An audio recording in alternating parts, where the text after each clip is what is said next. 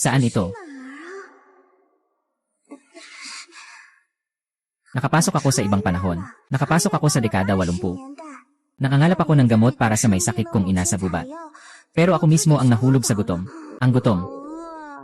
Ay, ang hirap ng buhay sa dekada 80. Kung hindi ako makahanap ng makakain, hindi na kami makakasurvive ng ina ko. Ah, Tiger. Tulong, huwag akong kainin. Huazang, tingnan mo, nagising na ang nakuha nating tao. Sabi ko na hindi siya patay. Ang payat niya. Mukhang nagugutom siya. Tigulang na tigre, magsalita ka na. Lanan. Mali, kaya kong intindihin ang sinasabi niyo. Naririnig tayo ng batang ito habang nagkukwentuhan. Huwag kang matakot, hindi ka namin sasaktan. Nakita ka naming nakahiga sa tabi ng daan, kaya dinala ka namin sa yungib. Nakikita naming maputla ang iyong mukha. Baka ilang araw ka nang hindi kumakain. Naghihintay pa ang nanay ko na makakuha ako ng gamot. Maaari bang kumain ako ng mga prutas sa tabi ng iyong mga paa? Itong mga prutas ay para sa'yo. Kumain ka na. Kahit ganito na ang gutom mo, iniisip mo pa rin ang sakit ng iyong ina. Mukhang ikaw ay isang mapagmahal na anak. Kung gusto mong kumuha ng halamang gamot, pumunta ka sa silangan ng kabubatan. Maraming halamang gamot doon. Di ko akalain na maiintindihan ko ang mga sinasabi ng tigre. At binigyan pa nila ako ng pagkain. Alam pa nila kung saan tumutubo ang mga halamang gamot. Salamat, tigre. Ang pangalan ko ay Xiaoye. Magpakilala tayo. Ang pangalan ko ay Daoyu. Ang pangalan ko ay Huazang. Zai Zai.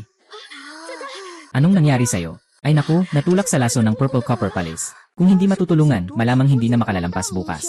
Paano na kaya? Sana may gamot na panglunas sa lason. Meron naman. Kaya kong lunasan ang lason mula sa Purple Head Mushroom. Sayang, walang nakakaalam dito. Ay naku, mukhang walang pag-asa ang batang tigre na ito. Sino? Sino ang kausap ko? Ay, ang batang babae na ito ay nakakarinig sa akin. Batang babae, tumingin sa sulok ng yungib. Ako ang damong iyon. Ay, ikaw ba? Ikaw ba ang kausap ko? Ako nga, hindi ko akalain. Hinding tao may nakakakita na nakakarinig ang tao sa sinasabi ng mga halaman natin. Hurry, tanggalin mo na ako. Ibigay mo sa batang tigre na nalason. Kaya kong alisin ang lason mula sa Purple Mushroom. Sobrang galing yon. Hi. Ay. Hoy. Nagising na si Little Tiger. Good thing na nakahanap ka agad ng pangalis ng lason, Little Moon. Salamat sa'yo. Kakaiba, ngayon ko lang narinig ang tunog ng damo. Kaya ko lang nalaman na makakapagpagaling ito. Akala ko hindi mo naririnig ang tunog ng mga halaman. Talagang kahanga-hanga. Sa totoo lang, ngayon ko lang din nalaman. Flower, maaari mo ba akong dalhin sa lugar na may mga halamang gamot? Walang problema, sumunod ka sa akin.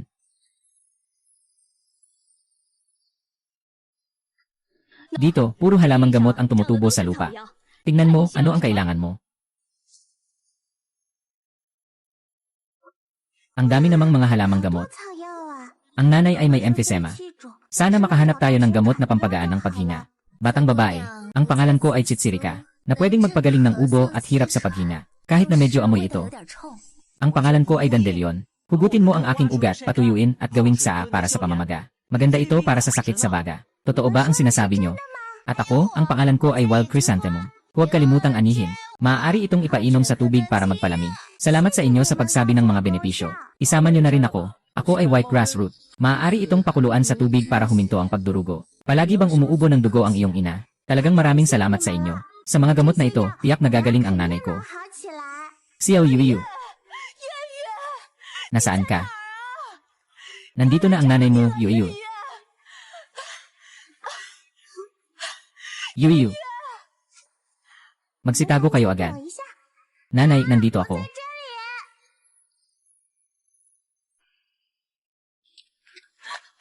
Yuyu, ang aking Yuyu, okay ka lang ba? Nanay, sa wakas nahanap kita, ang saya.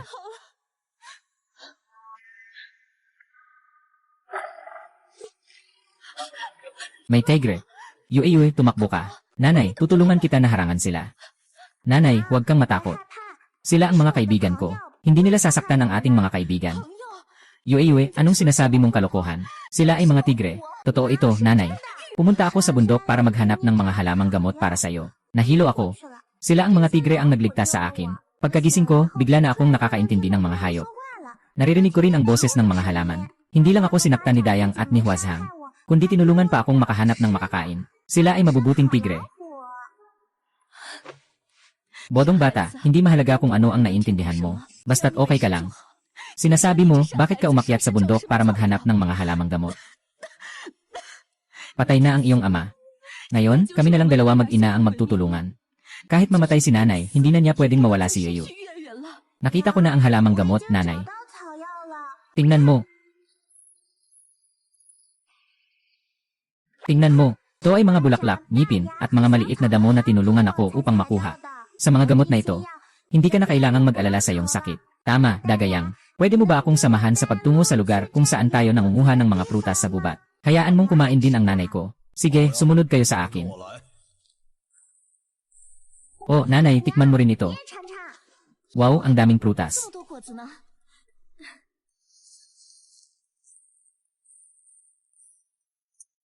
Ang tamis at bango ng prutas na ito. Hindi sapat ang prutas na ito para mabusog. May mga patatas pa sa tabi. Totoo ba? Nandoon lang sa tabi mo. Ay.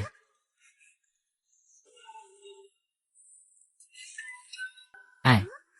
Inay, may mga patatas pa dito. Ay, ang ganda ng mga patatas na ito. Sapat na ito para sa dalawang pagkain natin. Marami pang natira sa'yo. Ay.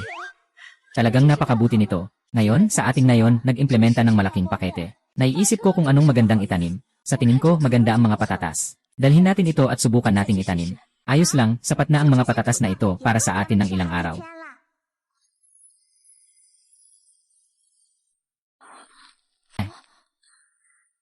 Salamat sa pagligtas kay Xiao Humayon. Sa mga susunod na araw, tutulungan ko kayong manghuli ng kuneho. Napakabuti, salamat sa iyo, Huachang. Ibinigay sa atin ni Mama Huachang ang kunehong ito.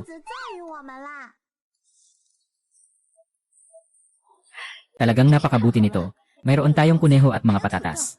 Sa susunod na linggo, hindi na tayo magugutom. Uwi na ako, maghuhugas ako ng kawali at magluluto para sa'yo. Haha. Kaya pala ganito ang tahanan ng tao. Xiao Hu, paano ka nakasunod? Dumating ako para magpasalamat sa'yo. Sinalba mo ang buhay ko. Ikaw ang unang kaibigan kong tao. Gusto kong makasama ka ng mas matagal. Sige, manatili ka muna sa akin. Nanay, ikaw na ang magluto ng gamot, ako na ang bahala sa ibang bagay. Sige, mama, magluto ka ng gamot.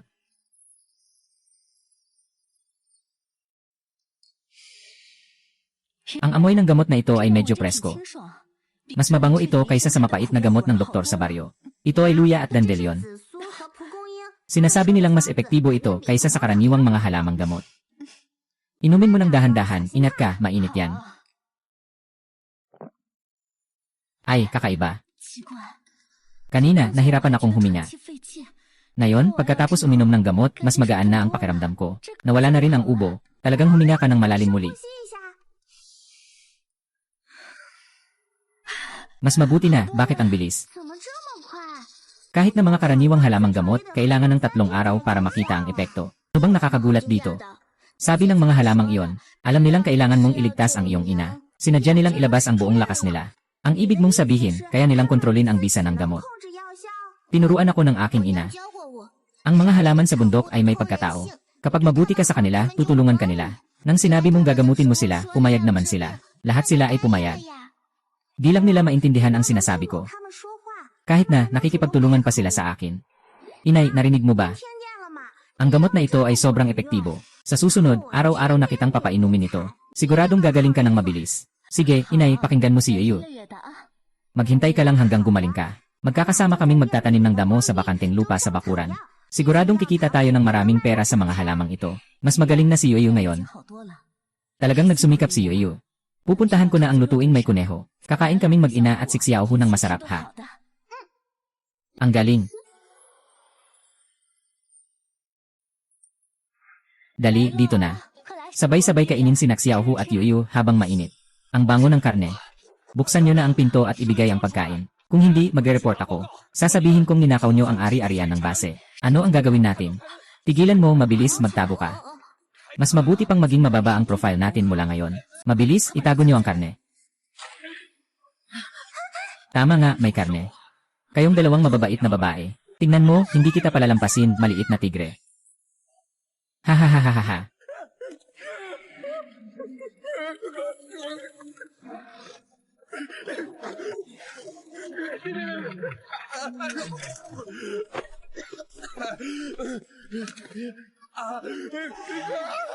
Hahaha. Uy, maliit na tigre. Huwag siyang saktan. Buti na lang walang nangyari. Nahilo lang siya, mag-ingat ka, Yuyu.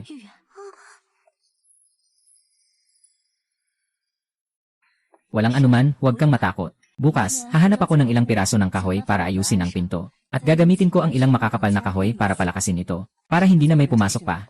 Nanay, kapag kumita tayo, lilipat tayo sa bayan. Mas ligtas sa bayan. Lilipat sa bayan. Pero wala tayong pera para bumili ng bahay.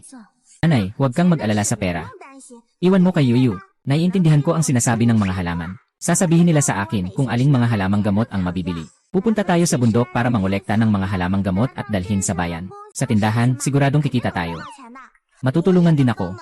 Matutulungan kitang manghuli at manghuli ng karne. Sabi ni Xiaohu, matutulungan daw niya tayo. Kaya magpakatatag ka at alagaan ang sarili mo. Magandang panahon pa ang darating. Sundin ni Mama ang payo ni Yuyu. Pero hindi pwedeng basta-basta palampasin ang ginawa nitong taong basura. Bukas, hahanapin ni Mama ang village chief para magreklamo. Kaya bukas pupunta ako sa bundok para mag-ani ng damo para kay Mama. Sige, umuwi na tayo. Sige, ingat ka, Xiaohu.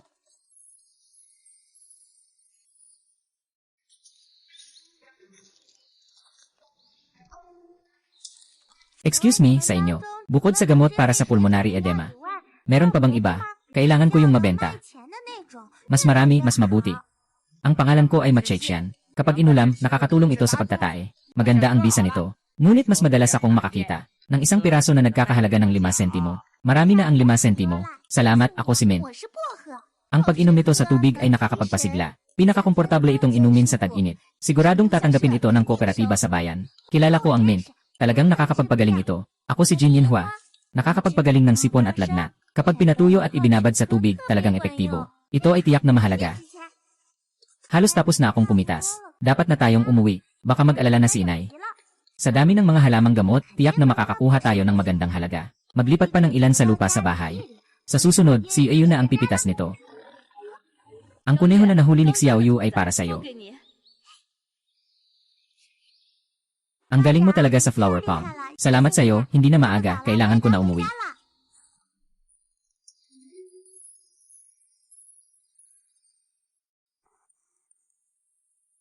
Tara na, lahat pumasok na. Oy, makinig kayo sa akin. Yung dalawang ito, may nakatagong magagandang bagay sa bahay. Kahapon pa nga naamoy ko na ang amoy ng karne. Sabi mo, isang may sakit, isang bata. Walang trabaho, walang pera. Saan nang gagaling ang karne? Saan galing ang karne? Siguradong mula ito sa grupo ni Gao. Wangxia, may sakit ka. Mahirap ang buhay. Pero hindi naman pwedeng magnakaw, di ba? Tama nga. Pare-pareho tayong nagugutom dahil sa masamang ani. Ikaw pa talagang nangahas na magnakaw ng karne. Magnakaw ng karne, sinabi ko na wala tayong ganon. Kahit gaano pa tayo kahirap. Kahit gaano pa kasama ang kalagayan, hindi naman pwedeng magnakaw ng karne. Bakit wala? Kita ko yon kahapon ng malinaw. Ikaw ang nagnakaw ng karne. Yung nilutong kuneho, ang bango. Siguradong nagnakaw sila ng kuneho mula sa grupo. Ah, tiyak na karne yon mula sa grupo. Nga. Sa ating na yon, ang grupo ay nag-aalaga lamang ng manok. Kahit sa bahay ng leader, walang kuneho, saan pagaling ang nagnakaw ng karne? Nga. Sa likod ng bundok may mga kuneho naman. Pero sobrang maingat niyan. Sino ba ang madaling makahuli niyan? Ay. Haha, baka nagkamali lang ako sa paningin ko. Baka manok yun, manok talaga. Baka manok yun, manok talaga. Huwag na magbago ng salita. Totoo nga, kuneho yun. Noong panahon na umakyat si Yuyu sa bundok para mangolekta ng mga halamang gamot, doon namin ito natagpuan. Yung kuneho, aksidente itong namatay sa bato. Ito ang kinuha ni Yuyu. Biyaya ito ng langit. Namatay sa pagkabangga sa bato. Sino bang may ganitong swerte? Sino bang may ganitong swerte? Baka naman binili ito gamit ang pera ng grupo. Baka naman pera ng malaking grupo ang ginamit. Hindi naman nagnakaw si Yuyu. Kulang ba ang pera? Suriin na lang ng lahat, malalaman din natin. Naku, nakakita ako ng kuneho na nabangga sa bundok kanina. Ihahanda ko ito bilang sabaw para sa'yo. Ay, ang swerte mo naman, nakakita ka na naman ng magandang bagay. Bakit hindi mo ito ibahagi sa lahat para matikman? Tito, bakit hindi niyo ibinabahagi ang trigo mula sa bodega ng inyong bahay sa lahat? Bakit hindi niyo kami binibigyan? Dapat tayong mag-ingat. Kahapon, pinilit niyang pumasok sa bahay ko. Tingnan niyo, nabangga pa ang pinto ng bahay namin. Ngayon, kaya niyang magnakaw ng pagkain. Bukas, kaya na niyang magnakaw ng mga butil. Hindi nakapagtataka na nabawasan ang mga pinatuyong kamote sa amin. Ikaw ba ang nagnakaw? Noong nakaraan, nawalan ako ng 2 itlog mula sa bahay. Ikaw ba ang gumawa niyan? Sa amin yon. Sinasabi mo bang ikaw ang nagtapon niyan? Tumigil ka. Yung mga gamit niyo lang, ayoko talagang magnakaw niyan. Ay, putang ina mo, anong klaseng salita yan? Lumayas ka dyan, huwag mong guluhin dito. Makinig kayo sa akin. Ito ang mga patatas na nahanap ni Yueyu sa bundok. Magaganda ang uri nila at mabilis lumaki. Kung itatanim ito sa lupa, tiyak na magiging sikat. Magtatanim tayo ng sabay. Kapag anihin na, ibebenta natin sa bayan. Lahat tayo makikinabang at magkakaroon ng magandang buhay. Ang mga patatas na ito ay mukhang matibay. Talagang kahanga-hanga si Yueyu. Kung mabubuhay ito, hindi na tayo mag-aalala sa kakulangan ng pagkain sa taglamig. Talagang salamat sa'yo. Muon-muon, Ngayon, malaki na ang saklaw ng pulisya. Ikaw na ang bahala sa sarili mong desisyon. Tayo ay magtatanim ng mga patatas na ito. Sa katapusan ng taon, ibibigay natin ang tamang bahagi sa bansa. At sapat na ang kolektibong bahagi. Ang natira ay sa atin na talaga. Mas maganda pa kaysa sa kita sa paggawa. Mas sulit talaga ito.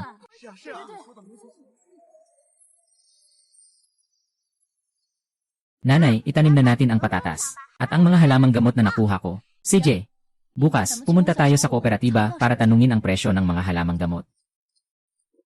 Kamusta? Dumating kami para magbenta ng mga halamang gamot, sariwa ang mga ito at bagong pitas. Ayaw. Aba, kaibigan, tingnan mo, ang mga halamang gamot namin ay magaganda. Kakapagpagaling. Ayaw. Tio, mayroon kaming dandelion, purslane at honeysuckle dito. Lahat ay maaaring gamitin sa gamot. Magandang epekto ng gamot. Sinabi ng ayaw. Ngayon, ang kooperatiba ay tumatanggap lamang ng mga gamot na kanluranin. Walang gustong kumuha ng mga lokal na halamang gamot. Tara na, huwag nang mag-aksaya ng oras sa trabaho.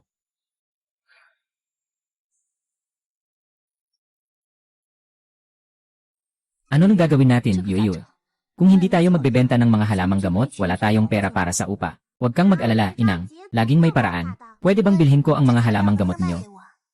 Ate, bakit hindi ka bumili ng mga gamot na kanluranin? Hindi tinatanggap ng kooperatiba ang mga halamang gamot na kinokolekta ni Yueyu. Bata, hindi ko binibili ang gamot na ito para sa tao. Bata, hindi ko binibili ang gamot na ito para sa tao. Hindi ito para sa tao, para kanino ito? Bumili ako nito para sa aking tuta. Palagi itong umuubo. Kamakailan lang, nabasa ito sa ulan. Wala namang veterinaryo dito. Masyadong malakas ang gamot na pangkanluran, hindi ito bagay sa tuta. Narinig ko na pwedeng gamutin ng mga halamang gamot. Kaya gusto kong subukan na bilhan ito ng mga halamang gamot. Tama nga, parang ang mga hayop sa wild ay naghahanap din ng mga halamang gamot kapag may sakit. Gusto ko talagang bumili. Magkano ang mga halamang gamot na ito? Madali lang pag-usapan ang presyo. Makakatulong si Ate Yueyu. Huwag mong isipin na maliit pa si Yueyu. Tinuruan pa nga ako ng tatay ko na mag-alaga ng mga hayop. Talaga, ang ganda naman nun. Ako si Zuking. Ang aso ko ay si Dudu. Pakisilip na siya. Tumingin si Dudu na parang walang gana. Tuyo rin ang ilong. Walang lakas, masakit ang lalamunan. Ate, naulanan siya at nagkasakit. Nagdulot ito ng init sa baga. Tingnan mo, medyo mabilis ang kanyang paghinga. Mainit din ang kanyang mga tainga. Siguradong masakit ang lalamunan niya, kaya wala siyang lakas na kumilos. Paano mo nalaman na masakit ang lalamunan? Paano mo nalaman na masakit ang lalamunan? Tingnan mo, parang gumalaw ang lalamunan niya kanina. Parang gusto niyang tumawag pero walang lakas. Sakit lang ang lalamunan. Gamitin mo itong ligaw na bulaklak, pakuluan mo sa tubig 2 beses sa isang araw. Uminom si Dudu ng 3 araw at gagaling din siya. Sige, susubukan ko. Huwag kang mag-alala, gagaling ka ni Yueyu. Mabait si Dudu, kapag uminom ka ng gamot, hindi ka na mahihirapan. Kaya pala siya uminom. Bakit ka palaging umiwas sa kanya? Mas komportable na siya ngayon. Talagang maraming salamat sa'yo. Hindi ko inakalang may kakayahan ang batang babae. Dito ito, 20 pesos. Kailangan nyo itong tanggapin. Sobra-sobra na ito. Hindi naman. Matagal nang wala sa bahay ang mga magulang ko, siya lang ang kasama ko. Para sa akin, si Dudu ay parang pamilya na rin. Salamat, ate. Nagbebenta ng mga halamang gamot. Nagbebenta ng dandelion para sa sakit ng lalamunan. Ang purslane ay para sa pagtatae. Ang mint ay nakakapagpasigla ng isip. Lahat ay sariwang ani mula sa bundok, mura lang. Miss, magkano ang dandelion na ito? Sinasabi ng aking asawa na hindi siya komportable sa kanyang lalamunan nitong mga nakaraang araw. Balak kong bumili ng dandelion para pakuluan at inumin niya. Ate, kung bibilhin mo lahat, 80 sentimos ang halaga. Isa-isa ang bibilhin. 1 o 2 maulang, totoo ba? Bigyan mo ako ng isa. Mas maganda kung mag-imbak pa tayo. Ingat ka sa pag-alis, ha? Nagbebenta ng halamang gamot. Halamang gamot, halamang gamot. Yung mga gulay na parang damo na ito, talagang nakakagaling sa pagtatae. Matagal nang nagtatae ang anak ko. Tito, ito ay tinatawag na amaranth. Pinakamainam itong kainin na malamig. 3 sentimos bawat piraso, talagang kapaki-pakinabang. Sige, bigyan mo ako ng 2. Kung epektibo, bibilhin ko ulit bukas. Kung epektibo, bibilhin ko ulit bukas, ha? Ingat ka. Ay, paalam, Yuyu. Hindi ko akalain na maraming bumibili ng halamang gamot dito sa palengke. Talaga namang marami. Malapit na tayong kumita ng 20 piso. Kapag nalaman nila ang bisa ng halamang gamot, mas marami pa tayong maibebenta. Sabi nila, kompleto raw ang gamot nyo. Batang babae, meron ba kayong gamot para sa matagal ng ubo na hindi gumagaling? Gabi-gabi kang hinalo at hindi makakatulog. Tito, ang tinutukoy mo ba yung ubo na walang katapusan? Mas lumalala kapag humihiga. Parang may plema sa lalamunan na hindi maalis-alis. Tama, yun nga. Matagal nang may sakit ang asawa ko, halos kalahating taon na. Nagpasuri na sa ospital sa bayan. Uminom na rin ng maraming gamot pero di pa rin gumagaling. Sa gabi, ubo ng ubo, hindi makatulog. Halos mapagod na siya. Naalala ko noong nakaraang beses sa bundok. Narinig ko sina Asin Cabbage at Mountain Red na nagsabi tungkol sa sakit na ito. Kuya, sa tingin ko, kaya ng Asin Cabbage at Mountain Red na gamutin ang sakit na ito. Kuya, ang sakit na sinasabi mo ay dapat magagamot ng asin na repolyo at maraming bundok na pula. Ngunit wala sa mga dala ko ngayon ang sinabi mo. Ah, ganun ba? Nagtakbo ako sa maraming pamilihan pero hindi ko ito nahanap. Akala ko nandito kayo. Baka maghanap ako sa ibang lugar. Huwag kang mag-alala. Bukas ng umaga, akyat ako sa bundok para mangolekta. Bukas, sa ganitong oras, nandito pa rin ako. Pwede ka bang dumaan para kumuha ng gamot? Ayos, salamat sa batang babae. Lanan. Tara na, kailangan na rin nating umuwi. Babalik ako para maghanap ng mga halamang gamot para sa tiyuhin. Sige, mukhang mabenta na rin ang mga ito ngayon. Hindi maganda. Nasaktan si Huazhang sa bitag sa gubat sa kanluran. Yue, bilisan mo, tulungan mo siya. Anong ibon? Mabilis, tulungan mo akong maghanap ng daan. Ay, Yue, anong ginagawa mo? Hintayin mo ako. Dito lang.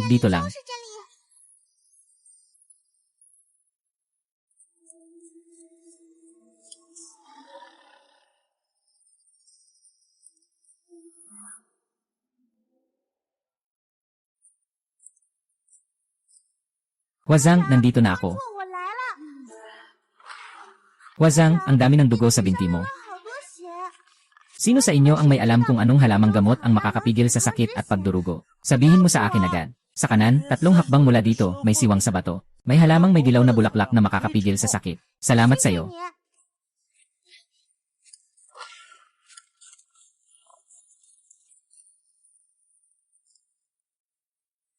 Hi, kamusta ka na, Chang?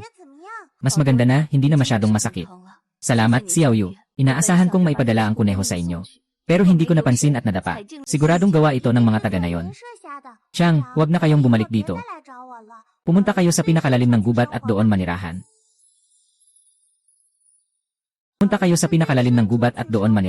Ako at si Inay ay aalisin ang mga bitag sa paligid. Ngunit hindi natin alam kung may iba pang maglalagay. Lilipat na kami sa bayan sa loob ng ilang araw. Malayo na ito, ngunit huwag kayong mag-alala. Babalik kami paminsan-minsan para tingnan kayo. Siyempre, dadalhin namin ang masasarap na pagkain para sa inyo. Magiging magkaibigan tayo magpakailanman. Sige, ingatan inyo ang inyong mga sarili. Maaari mo ba akong dalhin para makita ang iba pang mga bitag? Ito na ang huling bitag. Little Bird, alam mo ba kung sino ang naglagay ng bitag na ito? Alam ko. Yung lalaking pumunta sa bahay mo at nagpagulo noong nakaraang araw. Yun ang nanakit sa kaibigan ko. Tingnan natin kung paano ko siya haharapin. Tatanungin ko lang po, alam niyo po ba kung anong uri ng halaman ang makakatisod sa tao kapag nahawakan? Yung sobrang kati na parang mas masaya. Alam ko po ang ilang-ilang sa mga batong sa kanluran. Kapag ang mga maliliit na buhok sa dahon ay tumama sa balat, mangangati ito. Maaari itong tumagal ng 2 o 3 araw. Ayos lang iyon. Salamat, sapat na ito para matutunan niya ang leksyon. Yelan, anong balak mo? Malalaman mo mamaya.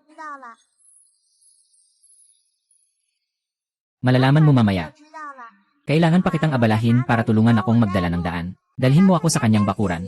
Sige, ako na ang bahala dyan. Ay naku, hindi ko alam kung epektibo ba ang bitag na yon. Kung maayos lang sana. Yung tigre na yon.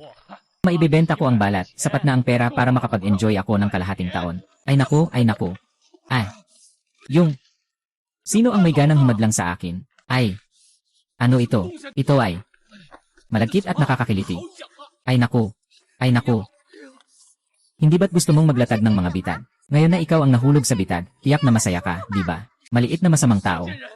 Ikaw ang may gawa nito. Ah, ito ay isang aral lamang. Yung mga bitag na inilatag mo ay halos mapagtripan ang nanay ko. Para maiwasan na may mahapakang masanggapa sa hinaharap. Susubukan kong burahin lahat ng mga bitag mo. Little Rabbit, maghintay ka lang. Ayaw kong maghintay. Ang itchy weed ay magdudulot ng pangangati ng 2 araw. Kung maglalagay ka pa ng bitag sa pangalan mo, isusubo ko ang itchy weed sa kama mo. Lene. Ay.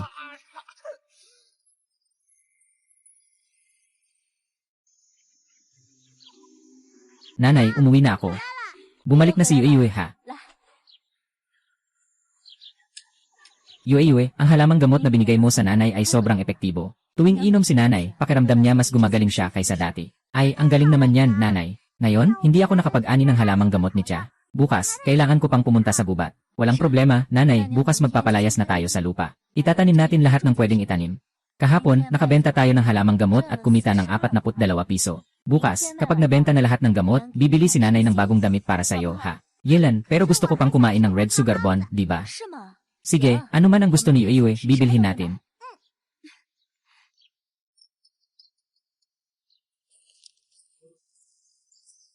Excuse me, everyone. Alam ba ninyo kung saan matatagpuan ang salt cabbage at mountain red? Kailangan ko ang 2 halamang gamot na ito para makapagligtas ng tao.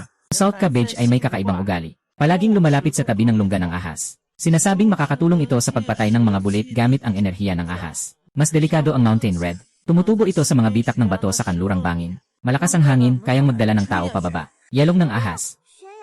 Medyo mahirap ito.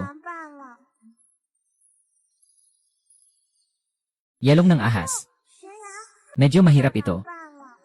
Ay naku, walang magagawa, tingnan na lang natin ang yelong ng ahas. Baka hindi nandyan ang ahas ngayon. Kung makakakuha tayo ng asin at repolyo, kahit papaano, makakatulong ito sa ating pangangailangan. Salamat sa inyo. Pumunta sa lungga ng ahas. Huwag kang matakot, huwag kang matakot. Mukhang walang ahas sa loob. Mabilis lang ako babalik. Sweet cabbage, nandyan ka ba? Nandito ako.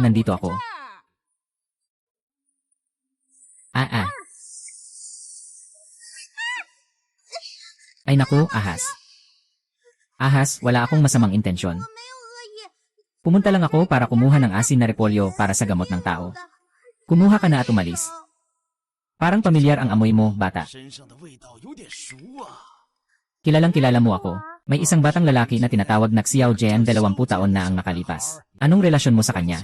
Kilalang kilala mo ang tatay ko. Sabi ko na pamilyar ang amoy na ito. Kaya pala anak ka niya. Noong panahong iyon, ahas pa lang ako. Nakaharang ako sa ilalim ng pundasyon ng bayan. Hinawakan nila ang mga piko para saktan ako. Ikaw ang tatay mo. Humiga sila at ginamit ang sombrero para dalhin ako sa bundok na ito. Sabi niya, lahat ng bagay ay may espiritu. Huwag nilang saktan ang buhay. Pumanaw na ang tatay ko noong nakaraang taon. Ah, kaya pala. Nasa pinakalalim na bahagi ng lungga ang asin na hinihiling mo. Pumasok ka at kunin mo. Salamat, Kuya Shi. Kunin mo na, may iba ka bang kailangan tulong? Ikaw ang inapo ng pamilya Xiao. Kung may kailangan, sabihin mo lang. Sa totoo lang, may mga pulang prutas na tumutubo sa bangin. Hindi ko talaga maabot. Maaari mo ba akong tulungan na anihin ito? Hindi mahirap ang maglakad sa bangin, tutulungan kita. Maraming salamat sa iyo. Hindi ito gaanong halaga kumpara sa utang na loob ko sa iyong ama. Kailangan mo ulit ng halamang gamot, pumunta ka lang sa groto ng ahas. Salamat, Kuya Ahas. Bibili ako ng tuyo sa loob ng ilang araw para pasalamatan ka. Huwag na, okay lang. Hindi na magtatagal. Matagal mag-ani ng halamang gamot. Kailangan ko nang magmadali sa palengke. Salamat, Kuya Ahas.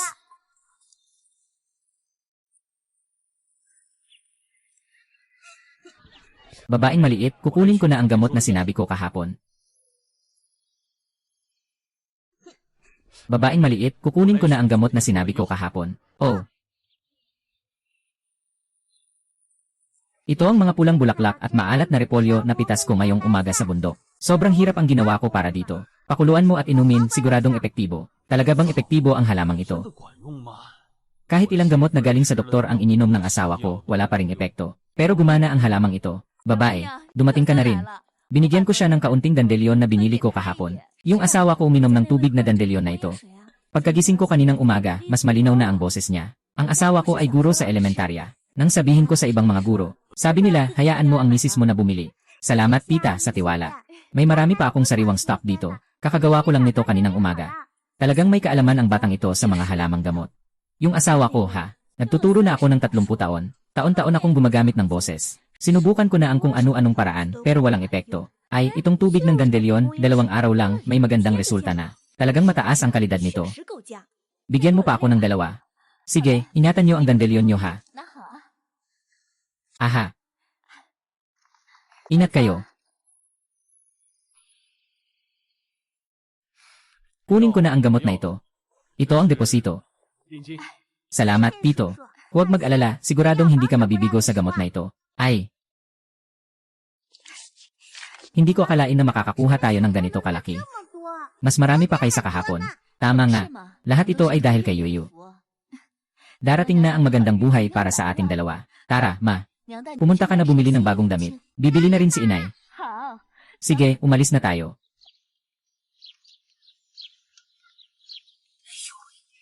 Hindi ba't ito ang suot ni Xiaoyu at ng dalawa niya? Galing sa bagong tela na binili sa palengke.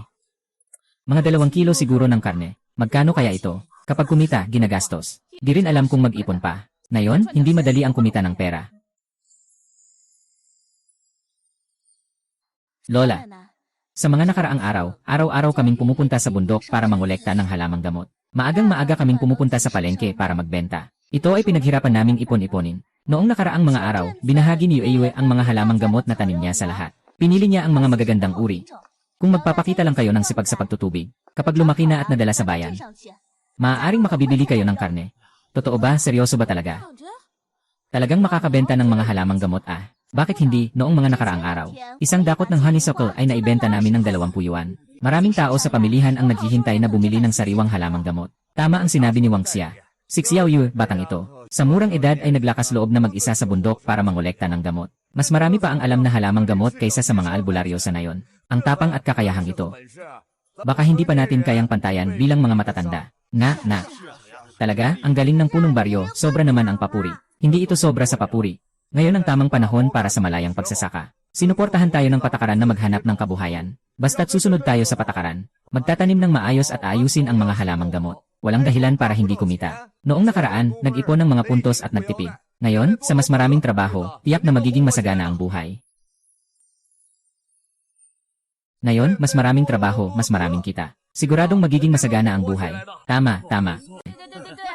Tama ang sinasabi ng punong baryo. Kahit si Xiaoyu ay kumikita sa mga halamang gamot, matututo tayo mula sa kanya. Sa susunod na taon, tiyak na magiging inggit ang mga tao sa katabing baryo. 2 ektarya ng lupa ko ay walang ginagawa. Bukas, itatanim ko na ang mga halamang gamot. Kailangan talagang dumaan si Xiaoyu para gabayan kami. Gabayan mo rin kami. Siyempre, walang problema. Xiaoyu, gusto ko ring sumama sa'yo. Lahat kami ay susunod sa'yo. Ayos na. Huwag na kayong mag-away. Dahil handang manguna si Xiaoyu. Magbuo tayo ng isang grupo para sa pagtatanim ng mga halamang gamot. Si Xiaoyu ang magiging teknikal na tagapayo. Sino mang may magandang ani, siya ang bibigyan ng gantimpala. Bukas, pupunta ako sa bayan para magtanong sa tanggapan ng mga halamang gamot. Tingnan kung maaari tayong makakuha ng pangmatagalang supply ng mga halamang gamot. Sisikapin kong makahanap ng matatag na pamilihan para sa lahat. Ayos, napakaganda.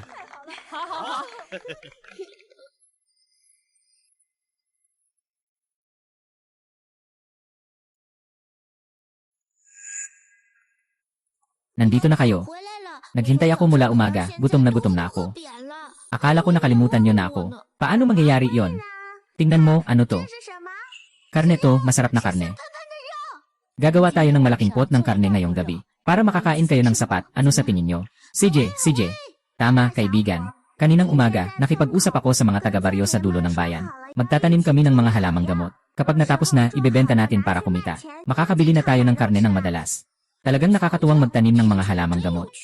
Marami akong alam na mga kapaki-pakinabang na halamang gamot. Halimbawa, may isang uri ng damo na may mahahabang bilog na dahon sa lamba. Kapag tinuklaw ng lamok sa tag-init, kailangan lang durugin ang dahon. Ilagay ito sa balat at agad na mawawala ang pangangati. Halamang gamot para sa pagpapaalis ng lamok at pangangati. Sobrang kapaki-pakinabang nito. Malapit na ang tag-init. Siyempre, maraming tao ang bibilhin noon. Magsimula na tayong magtanim ng marami. Siyempre naman, marami nang alam si Xiaohu. Kilala ko ang kagubatan. Napakabuti, pagkatapos nating kumain, dalhin mo ako para maghanap. Tama, hindi pa gumagaling ang sugat ni Huazang. Siyempre, hindi siya makapanghuli. Kailangan kong magdala ng ilang piraso ng baboy para sa kanya. Dapat lang, si Yu Huazang ay tumulong sa'yo, hindi natin dapat kalimutan. Maganda ang biniling karne ngayon ni Inang.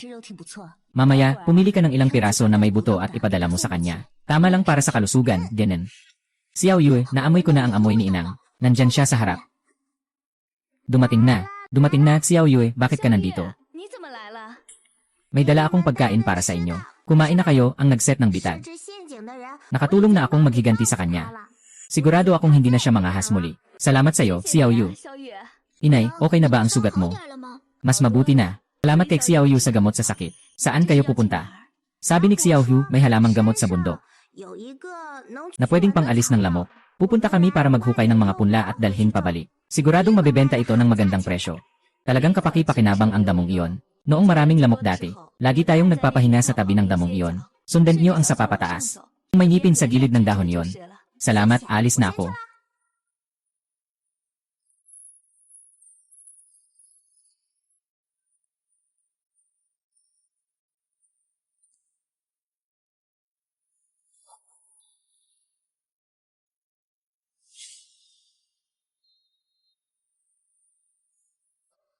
Bata, ito yung sinasabi mong damong pang-alis ng lamok. Ito ngayon. Magaling ang mata ng batang babae. Hindi lang ako pang-alis ng lamok. Pag natuyo, may bango pa rin ito. Ipinapasok sa tela para gawing pabango. Isinabit sa bahay, amoy pa ng ilang araw. Talagang malaki ang gamit nito. Manipis ang damit sa tag-init. Madaling kagatin ng lamok. Gawing pabango, pampataboy ng lamok at dekorasyon pa. Siyempre, patok ito. Sabi ko na nga, ang galing niya. Tingnan mo ang lakas ng tangkay na ito. Kaya nitong hilahin pabalik, tiyak na mabubuhay.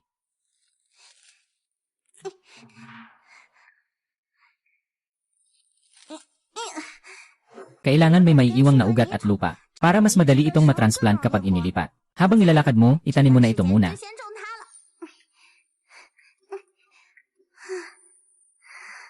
Halos tapos na. Sapat na ito para mapuno ang lupa namin. Kuya, umuwi na tayo.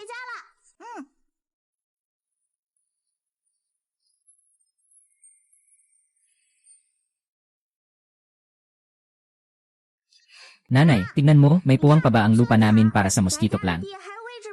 May isang bahagi pa kaming hindi pa naitataniman. Gusto mo bang magtanim ng insect repellent na damo? Malapit na ang tag-init. Hindi lang ito pang iwas sa lamok, pwedeng gawing sachet ng amoy. Siguradong mabenta ito. Sige, bukas itatanim ko na ito. Oy, Yuyu. Yung mga halamang gamot na dinala mo, ang ganda ng mga tanim. Parang malapit na silang anihin. Kasi pumayag na sila sa akin. Sigurado akong maganda ang pakiramdam nila, di ba?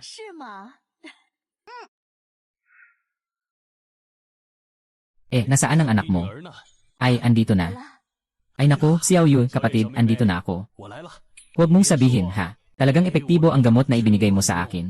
Mas gumanda ang pakiramdam ng misis ko pagkatapos niyang inumin. Kahapon, hindi na siya umuubo. Iyon narito ang 30 yuan na natitirang bayad. Bilangin mo.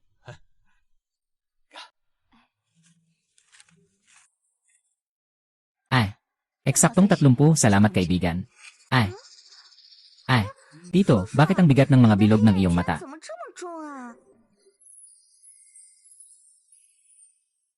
Huwag mo nang banggitin. Hindi ko alam kung anong nangyari sa aming lumang inahin. Kahapon, nagkukukukong buong gabi. Kamakailan lang, hindi na ito nangingitlog, puro kakak na lang. Kakak, hindi ko alam kung anong nangyayari. Baka pwede mong dalhin ang manok para tingnan ni Yuyu. Mula pagkabata, tinuruan ako ng tatay ko na mag-alaga ng mga hayop. Baka alam ko ang dahilan. Totoo ba? Ayusin niyo ito. Itong manok, inaalagaan ko na ng 3 taon. May koneksyon na kami. Kung maayos mo ito, bibigyan kita ng 1 piso bilang bayad sa konsultasyon. Aalisin ko na para dalhin sa'yo ang manok. Hoy! Maliit na si Yu, maliit na ate. Dala ko na ang manok. Hindi pa siya nagbubunga, tignan mo nga. Hindi siya sakit, hindi siya sakit. Yung ligaw na pusa na dumating kamakailan. Tuwing gabi, nakakatakot siya sa akin. Paano pa siya nakakababa ng itlog? Gok-gok da. Mukhang kulang sa nutrisyon, di ba? Araw-araw siyang pinapakain ng aking manugang ng butil. Wala itong kinalaman sa pagkain. Mabuti ang kalagayan ng inahin. Natatakot lang siya. Tito, may mga pusa bang naglalabasan sa inyo kamakailan? Parang may mga pusa nga. Kamakailan lang, kinuha ng mga pusa ang mga tuyong karne sa bahay ni Lola Li. Pupunta ako ngayon para makahanap ng ilang kabataan at paalisin ang mga pusa. Lanan. Ang babae talaga ng kakaiba. Alam mo na ang nangyayari sa mata ng manok. Oy, batang babae. Yung pato namin uminom lang ng tubig, hindi kumakain. Pwede mo ba silang tingnan? Kaya kong tingnan, kaya kong tingnan. Pero yung mga malalaking hayop tulad ng baka at tupa, hindi pwedeng dalhin sa palengke. Pwede kayong pumunta sa Xiaojiakun, hanapin niyo ako. Dahil may bakuran kami sa bahay. Saka na, makakagalaw na rin ang mga hayop. Kailangan ito ng bayad sa paggamot. Buti na lang at nahanap mo ang dahilan. Kung hindi, magugulo talaga ang bahay namin, he. Walang anuman. Mabilis lang yan, ingat ka. Oh.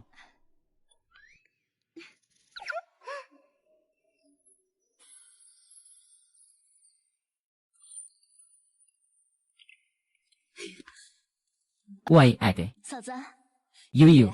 Tingnan mo, ito yung mga patatas na binigay mo sa lahat noong araw. Babalik ako para maghiwa at magtanim. Sa loob lang ng ilang araw, ganito na kalaki. Ay naku, ang ganda ng pagtubo ng patatas na ito. Mas malaki ito ng isang buong bilog kumpara sa karaniwang patatas. Tama nga. Ngayon, sinadya kong dalhin ito sa pamilihan sa bayan para ipakita. Kapag ikinumpara ang patatas ng iba, parang mga hindi pa lumaki na maliliit. Lahat ng ito ay salamat kay Yuyu. Dahil sa mga magandang binhi na ibinigay niya sa lahat. Ate, walang anuman.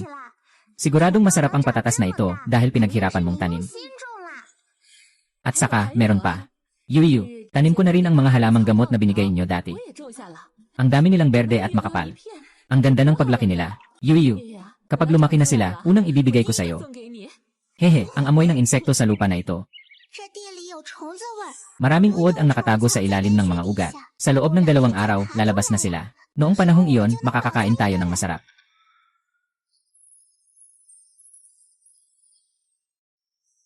Tita, kailangan nang alisin ang mga insekto sa patatas na taniman.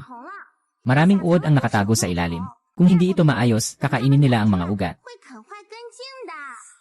Sira ng insekto. Ay naku, kaya pala. Napansin ko, ang mga dahon ay nakalupot. Akala ko, kulang sa tubig. Sige. Ngayon pupunta na ako para gumawa ng pestisidong abo ng kahoy. Ipapakalat ko sa kanila. Salamat kay Yuyu. Kung hindi, masisira lang ang mga kamatis ko. Walang problema, trabaho ni Yuyu yan. Umalis na tayo, ha? Salamat, Birdie, sa paalala tungkol sa mga insekto. Nasisira na sana ang pagkain nyo. Pasensya na. Ngunit kung ang mga pananim ng mamamayan na ito ay kainin ng mga insekto, magugutom din ang lahat dahil dito. Maaari ka bang maghanap ng mga insekto sa ibang lugar?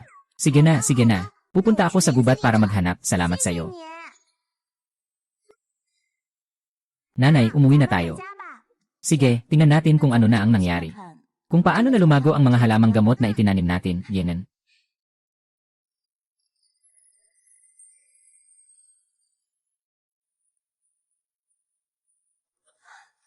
Wow! Yuyu! Tingnan mo. Ang ganda ng mga dandelion natin, hindi ba? Talaga, hindi tayo nabigo sa pag-aalaga sa kanila. Ang mga halamang gamot ay lumalaki ng napakaganda. Siguradong maganda ang bisa nito. Tama, tingnan mo ang kalidad nito. Mas maganda pa kaysa sa nakuha natin ilang araw na ang nakalipas sa bundok. Ang ugat ng tsaa ay napakatibay. Natutuyo na ito. Siguradong makakabenta tayo ng maayos dito. Tingnan ang paglaki nito. Bukas, maaari na tayong mag-ani ng unang ani. Ang galing, inay. Bukas, tutulungan kita sa pag-ani ng mga halamang gamot. CJ. Xiaoyu, hinahanap ka ni Tio Zhang. Yuyu, gusto ni Tio Zhang na tingnan mo ang mga tupa sa amin nayon. Sa mga nakaraang araw, lahat ng tupa sa amin nayon ay nanghihina.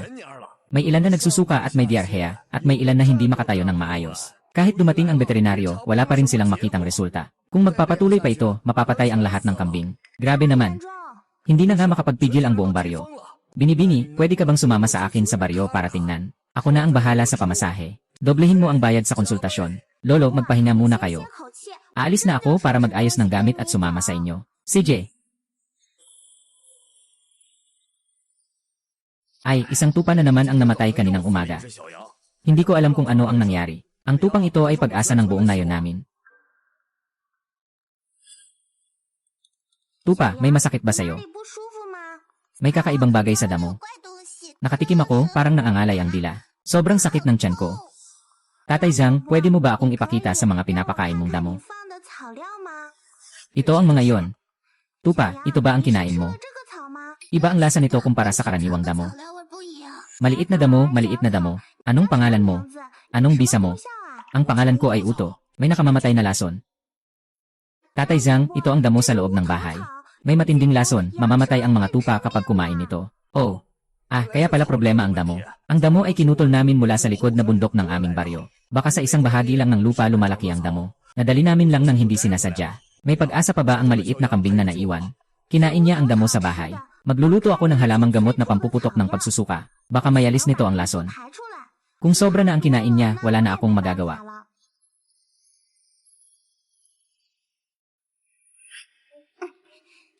Ito ay ang pinaghalong peras at gatas na pinakulo para inumin ng kambing. Bawat isang oras, ulit-ulitin ito. Tingnan mo kung may suka. Miss, ito ay 50 piso. Kasama na rito ang bayad sa konsultasyon at mga halamang gamot. Hindi. Sobrang dami na, 10 piso lang ayos na. Hindi, tanggapin mo. Kung hindi dahil sa'yo, lahat ng tupa namin ay namatay na. Lanan. CJ. Lay. Bumagsak na naman ng 3% ang benta ng mga gamot sa buwang ito. Walang sapat na penicillin at aspirin sa ibang mga ospital. Bakit dito sa'yo, hindi ito mabenta? Baka hindi mo talaga ako binigyan ng shelf space. Boss Zhao, huwag kang magalit. Laging nakalaan ang pinakamagandang pwesto sa aming counter para kay Siu. Kaya't sayang lang ang promotion fee na ibinigay ko sa'yo noong nakaraang buwan. Sabi mo dati, dapat doblehin ito sa buwang ito. Ngayon, masama na. Hindi pa nga bumalik ang puhunan. Hindi ito kasalanan ko Kamakailan lang, biglang may lumitaw na mag-ina sa palengke. Araw-araw silang nagtitinda ng mga halamang gamot. Ang mahalaga, kalahati pa ang mura kumpara sa mga gamot. Mas mabuti pa ang mga halamang gamot kaysa sa mga gamot. Talagang kakaiba sila. Yung dalaga, bukod sa nakakagamot sa tao, nakakagamot din sa mga alagang hayop. Kamakailan lang, ang aso ni Kapitan Zhu ay hindi tumigil sa pag-ubo. Sinabi ng ospital na wala ng pag-asa. Ngunit sa isang damo, nailigtas ito. Ngayon, lahat sa bayan ay pinag-usapan ang tungkol dito. Uy, Iwan. Bumili tayo ng 2 enamel na palanggana. Yung sa bahay, butas na. Bumili rin tayo ng 1 piraso ng asul na tela para sa bagong kumot. Sige, ayos lang, tara na. Hey, Dahuang, umupo ka. Sila pala. Lanan. Ay. Kayo pala ng 2 babae ang kumuha ng negosyo ko. Nagtitinda kami ng mga halamang gamot ng tapat, anong masama doon? Bata, pinapayuhan kita. Maging maingat ka at umalis ka na kasama ang nanay mo sa bayan. Kung nakakapagpagaling ang mga halamang gamot, bakit hindi ito maibenta? Haha. Mukhang hindi ka matanggap Alam mo ba kung sino ang Director Wang ng Regional Herbal Station? Kapatid yun ng pinsan ko. Kung gusto niyang guluhin kayo, madali kayong mapapadala sa kulungan. Alam mo ba kung sino ang Director Wang ng Regional Herbal Station? Kapatid yun ng pinsan ko. Kung gusto niyang guluhin kayo, madali kayong mapapadala sa kulungan. Si Boss Zhao ay may koneksyon. Huwag ninyong tanggihan ang alok niya at magdusa kayo. Wala tayong ginawang masama. Wala kaming takot sa demanda mo. Bigyan ko kayo ng 3 araw. Pagkatapos ng 3 araw, pupunta ako sa pamilihan para hanapin kayo. Alam kong may tindahan kayo doon. Kung hindi pa kayo umalis sa oras na yon, hehehe. Susunugin ko ang tindahan nyo. Hahaha. Ano ang gagawin natin, Yuyu? Hindi natin kayang labanan ang mga taong may koneksyon. Nanay, huwag kang mag-alala. Kung pinapahirapan tayo, lilipat tayo sa ibang lugar para magbenta. Siguradong may bibili. Ayaw na nito. Punta na tayo sa ibang lugar. Sige, okay.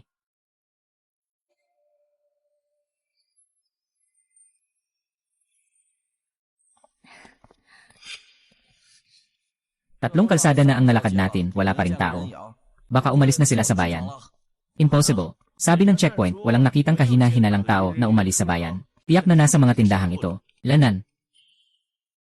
Huwag na kayong mag-imbestiga. Katatanggap lang ng utos ng kolonel na kailangan nating bumalik sa kampo at maghintay. Pero tungkol sa espiyang iyon ng kolonel, medyo komplikado ang sitwasyon. May kalaguyo ang taong iyon. Kung patuloy tayong mag-imbestiga ng ganito, tiyak na maguguluhan ang lahat. Umalis na kayo sa kampo. May iba pang utos ang general. Ay naku, ang dami kong takot. Talagang nakakatakot ang baril niya. Hindi pwedeng biro ang mga sundalong may baril. Siguradong may nakakita na sa kanya na maliit na hayop. Kung magagawa ko lang na maiparating ang balita tungkol sa spiya sa mga sundalo, di sana nakamit ko na ang papuri. Sa oras na yon, magpapanggap na may sakit sa lungsod. Siguradong hindi na nila ako pipilitin pa na umalis. Inay, huwag na muna tayong bumili ng mga bagay. Uwi na muna tayo. Ay.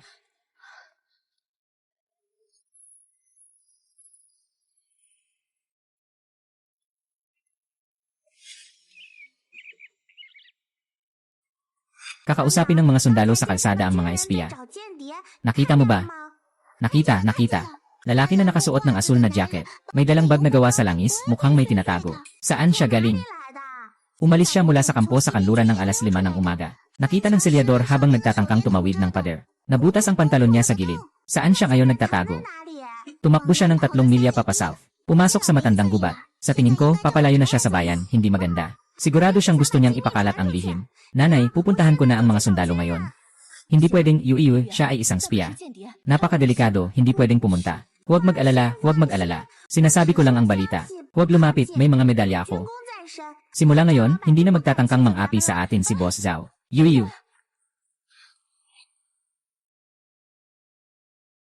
Huminto, ito ay isang lugar ng militar. Huwag lumapit. Alam ko kung nasaan ang espiya.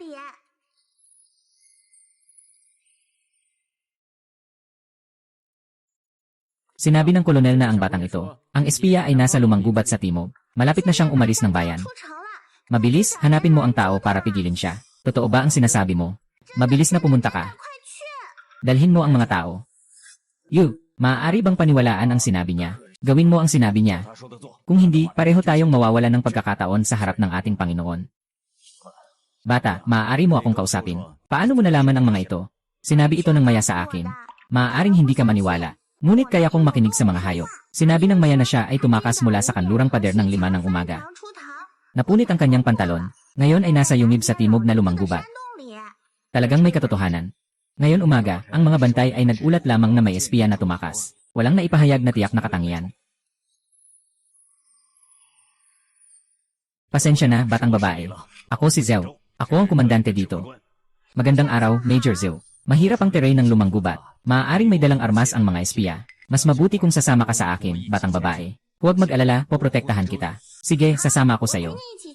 Maaari ko ring ipagawa sa ibon na magbantay. Magtipon ng isang klase. Dalhin ang radyo. Bata, umalis tayo ng sabay. CJ.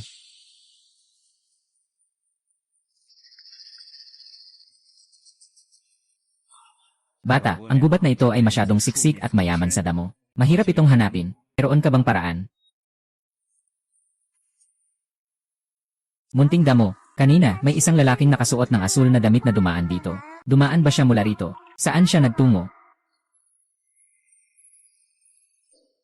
Dahon. Kanina ba ay may isang lalaking nakasuot ng asul na damit? Dumaan dito at umalis.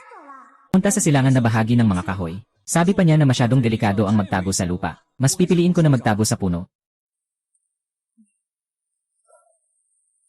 Nasa puno. Nasa puno. Ay. Nakikinig ang tao sa puno. Nakita na namin kayo. Bumaba ka na at sumuko. Kung hindi, bumaril kami. Handa na ang sniper 321. Huwag bumaril, huwag bumaril. Bumababa na ako.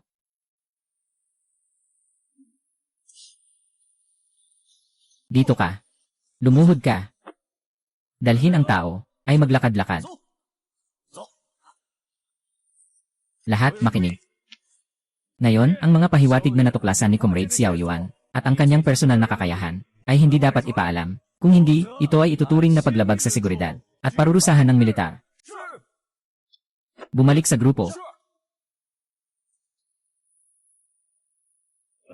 Bata, ang iyong kakayahan ay napaka-espesyal. Baka kumalat, baka may makasama sa'yo. Kung may problema ka man sa hinaharap, lumapit ka lang sa akin sa kampo, okay? Sige po.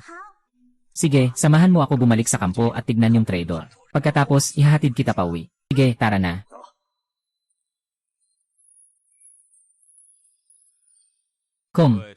Jiwei, sa tulong mo ngayong operasyon, naipakita natin ang traidor. At naitago natin ang lihim ng bansa. Huwag kang mag-alala, hindi makakalimutan ng bansa ang iyong ambag. Ito ay 500 yuan. Ito ay pasasalamat mula sa bansa. Gusto ko rin sanang itanong.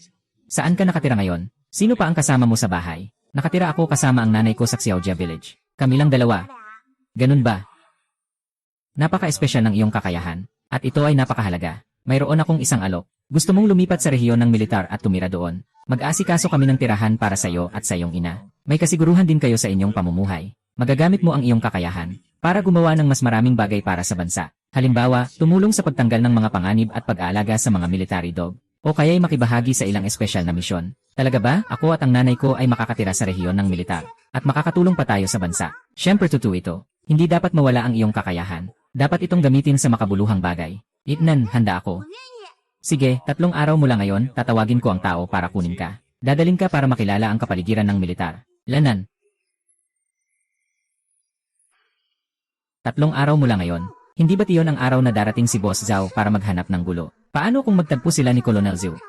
Pwede bang pumunta si Colonel sa palengke makalipas ang 3 araw para hanapin tayo? Nandoon ako at ang nanay ko, nagbebenta ng halamang gamot. Nagtitinda sa palengke.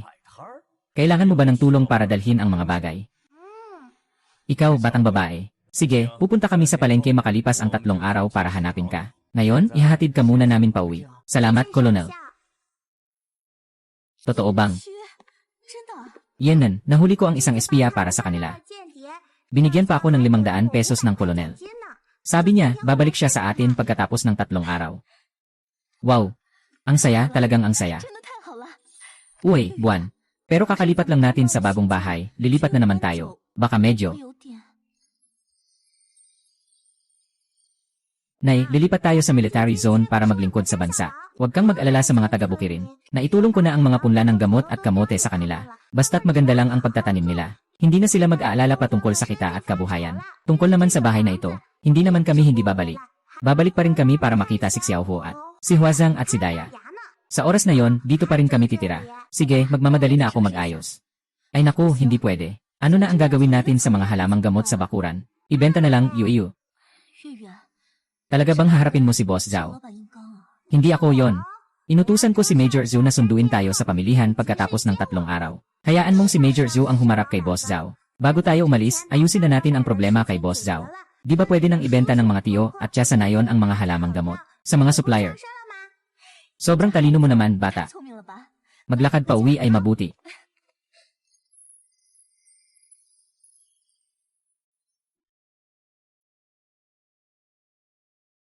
Naamoy ko na ang amoy mo.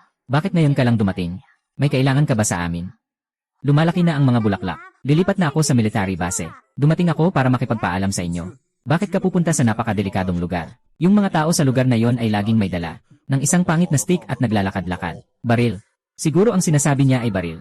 Mag-alala ka, Big Tooth. Dito ay ligtas na ligtas ako. At babalik din ako. Dalhan ko kayo ng masarap na tuyo. Pwede ba akong sumama sa'yo, Xiao Yu? Maghuhuli ako mag-isa. Hindi mo na kailangang alalahanin ang pagkain ko, matutulungan pa kitang bantayan ang bakuran. May sarili siyang landas na tatahakin si Xiao Hu Xiao Yu. May sarili din tayong buhay na dapat ipagpatuloy. Ang bundok at gubat ang iyong tahanan. Pero gusto kong makasama si Xiao Yu. Sobrang nahihirapan din ako sa iyong pag-alis. Pero tingnan mo, nandito si Daya at Huazang. Handa ka bang iwan sila?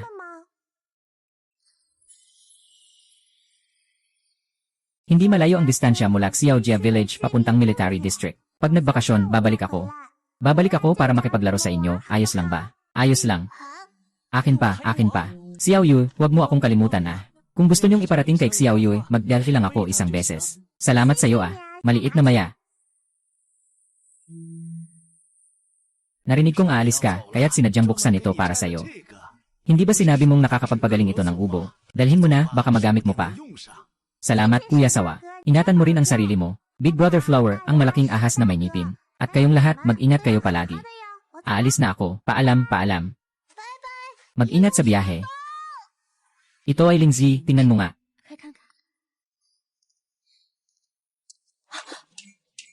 Batang babae. Pinapakinggan mo lang ang sinasabi ko, di ba? Akala mo hindi ko kayang ipatigil kayo. Boss Xiao, huwag kang gagawa ng masama. Kung gagawin ko ang masama, matagal ko nang sinabi sa inyo yon. Wala kayong pakikinggan sa akin, anong magagawa ko? Sunugin niyo ako. Sunugin niyo lahat ng mga sirang damo at mga kalat na ito. Tumigil ka. Ang dami niyo palang tao. Sino kayo? Anong ginagawa niyo dito? Tulungan niyo kami, Kuya Zhou. Si Boss Zhao ay supplier ng mga Western medicine sa kooperatiba. Noon pa man ay minumura na nila kami na huwag magbenta ng damo. Sabi pa niya, ang pinsan niya ay si Wang, ang direktor ng lokal na istasyon ng mga gamot. Maaari tayong ipasok sa malaking kulungan. Tapos kanina, dinala pa niya ang mga tao para kunin ang mga bagay natin. 2 araw na ang nakalipas, dinala niya ang mga tao. Sinira nila lahat ng mga halamang gamot na inani ni Yueyu. Pinagbantaan pa kami. Sabi, hindi na kami makakapagtagal sa bayan. Mayroon ka bang gustong sabihin pa, Boss Zhao? Lenwei, saan ka galing na sundalo? Huwag makialam sa mga hindi mo alam. May mga tao akong kakampi. Si Direktor Wang ng lokal na istasyon ng mga gamot. Kapatid ko yon. Kung may utak ka, umalis ka na. Lene. Para hindi na ako mag-imbestiga. Lenan. Ako si Colonel Zui ng Military District. Lenan. Colonel, ang iyong pagtitipon at kabuluhan ay labag na sa batas. Tungkol sa Direktor Wang sa likod mo. Siya sa atin ko rin siya, Colonel. Matagal ko nang sinabi sa iyo na kilala ko ang mga sundalo. Hindi ka naniwala. Colonel Zhou, ang mga tao ay may mata ngunit hindi nakakakita ng kabundukan. Maging mabait ka at huwag isama ang mga maliliit na pagkakamali. Isipin mo na lang na wala akong halaga. Palayain mo na ako. Hindi na ako mangahas muli. Talagang hindi na ako mangahas muli, Gian. Una, humingi ako ng tawad sa ina at anak ni Xiaoye. Gabi-gabing dalaga. Ate, alam ko na ang pagkakamali ko. Noon, ako ang salarin. Hindi ko dapat agawin ang negosyo ninyo. Hindi ko dapat dalhin ang mga tao para manggulo. At higit sa lahat, hindi ko dapat isipin na agawin ang mga bagay ninyo. Pasensya na talaga. Haha, sige na nga. Major Zhu, nakapag-sorry na rin tayo. Naayos na rin ang hindi pagkakaintindihan. Kung wala ng problema, aalis na ako. Sisiguraduhin ko na mula ngayon. Hindi na ako gagamitin pa ang problema sa kanila mag-ina. Kahit makita nila ako sa daan, iwasan na lang nila. Haha. Dalhin siya at ang kanyang mga kasama sa Military Detention Center. Gusto kong suriin ng mabuti. Ikaw at ang iyong kasamang si Director Wang, na umaasa sa monopolyo ng gamot. Ano ang mga kalokohan niyong ginawa? Major, alam kong nagkamali ako. Huwag akong hulihin, Major. Salamat po, Kuya Zhu. Ang dapat magpasalamat ay ikaw mismo. Sabi ko bakit ako pa ang pinapunta sa palengke para sunduin kayo. Akala ko tulong lang ang hinihingi mo sa akin na mag-ayos ng basura. Ang batang ito ang talino mo talaga. Salamat, Kuya Zhu. Sige, mag-empeke na tayo at sumama ka sa akin sa kampo militar. Walang makakagalaw sa inyo doon. Sige, okay. Pagdating kay Comrade Wang Xia, sundan natin ito dito. Ang lugar ni Colonel Zhu ay talagang malinis at maayos Uy, Colonel Zhou. Sino itong dalawang ito? Ito si Comrade Wang Xia, at ito ang kanyang anak na si Xiaoyu. Mula ngayon, maninirahan na sila sa ating compound. Mukhang masigla ang batang ito. Hindi madaling makapunta mula sa probinsya, di ba? Kung may kulang o kailangan, sabihin mo kay ate ha. Ay, salamat ate sa asawa ko. Wala kaming kulang. Nakapag-abala pa kayo. Magandang araw po, mga tita. Lene. Huwag mong alalahanin, batang babae. Yan si Sundasa. Galing siya sa syudad. Medyo may pag-aalinlangan sa mga taga-probinsya. Hindi tinitingnan ang mga taga-probinsya. Ipapakita ko sa kanya. Huwag kang mag-alala, Yuyu. Xiaoyue, dito tayo sa kabilang side, sa ikalawang palapag maganda ang liwanag. Wow, Colonel Zhou. Ang ganda ng bahay na ito. Mas malaki pa sa inaasahan ko.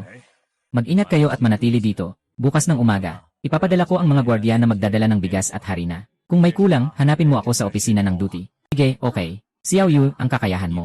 Sa militar, tanging mga senior officers lang ang nakakaalam. Itinuturing na lihim, mas kaunti ang nakakaalam, mas maganda. Kaya't nagpa siya akong gawin ito ng mag-isa para sa'yo. Sige, naintindihan ko na ang kolonel ay ginawa ito para sa proteksyon ko. Ano ba ang kailangan kong gawin ng eksakto? Unang-una, magpakilala muna kayo sa paligid. May kailangan akong gawin, alis na ako.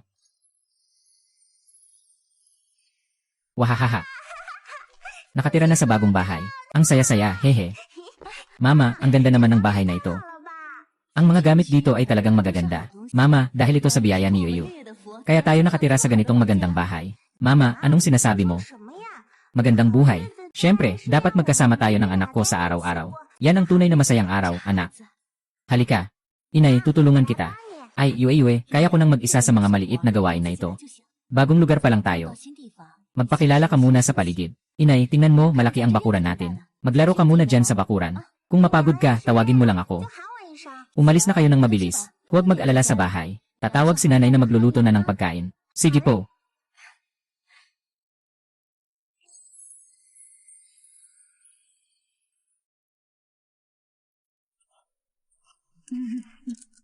Nandito na namang si Chasun na nilalakad ang kanyang mahal na ibon. Palagi niyang sinasabi ang ibon na ito. Sinasabi niya na dinala ito ni Kuya mula Beijing, isang espesyal na alaga. Ang pangalan nito ay Baga. Simula nang pumasok ito sa bahay, kain, tulog lang ang ginagawa. Nawala na ang lahat ng oras sa ibong ito. Kapag lumalabas para maglakad ng ibon, parang gusto pang ilagay ang hawla sa ulo. Takot na mahawakan ng iba. Tama nga. Kamakailan lang, ipinagmamalaki pa niya sa akin. Sabi niya, hindi niyo alam ang mga bagay na ito, di ba mga taga-baryo? Ibinangon ang pulang kurtina ng 2 segundo. Agad din itong ibinaba. Parang takot na makita ko. Ay, nandito na. Ay nako, namamasyal na naman ang mga ibon, hahaha. Hoy, Hindi ba't yung maliit na babae mula sa probinsya na dinala ni Colonel Zhu? Halika, tita, ipapakita ko sa iyo ang mundo. Ay naku! Alam mo ba kung anong tawag dito? Tawag dito ay pugad. Kaya nitong matutong magsalita ng tao. Siguradong hindi pa kayo nakakakita sa probinsya. Ngayon, paminsan-minsan, bibigyan ko kayo ng pagkakataon na makakita. Hindi na ako makakain. Paalisin niyo ako, gusto kong kumilos. Huwag na kayong magpakain. Nakita mo na ba? Tita, parang sobra na ang pagpapakain mo sa loro. Mukhang namamaga na ang dibdib niya. Halos sumabog na ang mga balahibo niya. Ikaw, maliit na babae, ano bang alam mo? Hindi mo pa ito nakita, kaya nag-ingay ka. Busog lang siya at tamad ng kumilos, nagdidiin. Sabi ng kapatid ko, ang mga ibon ay kailangang pakainin ng masustansyang pagkain. Dapat ay medyo mataba para maging masigla. Ang mga tao sa probinsya ay talagang walang kaalaman. Huwag magsalita kung hindi mo alam. Lene. Ay naku, huwag nang pag-usapan ang ibon niya. Sino bang nagsabi? Ano bang galit niya? Masyadong nahihirapan ang ibon na yon. Sino ba yan? Dumating na.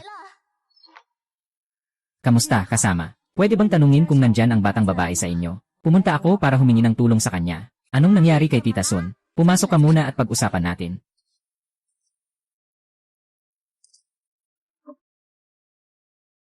Umupo ka at mag-usap tayo. Ay, CJ. Totoo ba ang sinabi mo kanina, batang babae? Simula kaninang hapon, parang may hindi tama sa aking ibon. Katatapos lang nitong sumuka bigla. Nilabas na lahat ng kinakain niyang ibon. Maaari mo bang tingnan kung ano ang nangyari?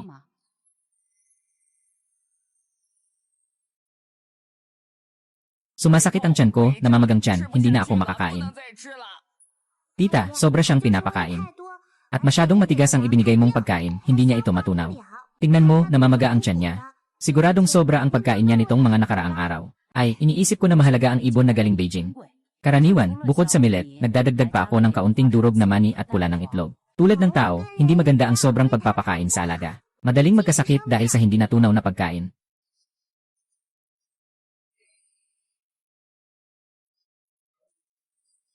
Ito ang mga halamang gamot na kinuha ko para sa pagtunaw. Pahinahin mo siya. Kapag hindi na siya nagsusuka, ibabad mo sa mainit na tubig at pakainin ng kaunti. Bukas ay gagaling na siya. Ay salamat sa iyo, batang babae. Dati, ako ang may kasalanan. Hindi ko dapat sinabi na wala kang kaalaman, ang galing mo talaga. Talagang kahanga-hanga. Mas epektibo pa kaysa sa veterinaryo sa lungsod. Walang anuman. Bawasan mo na lang ang pagpapakain sa kanya at hayaan siyang kumilos ng mas madami. Ay, naintindihan ko. Sige, mauna na ako. Hindi ko na kayo istorbohin sa pahinga. Babalik ako bukas, salamat sa iyo. Haha.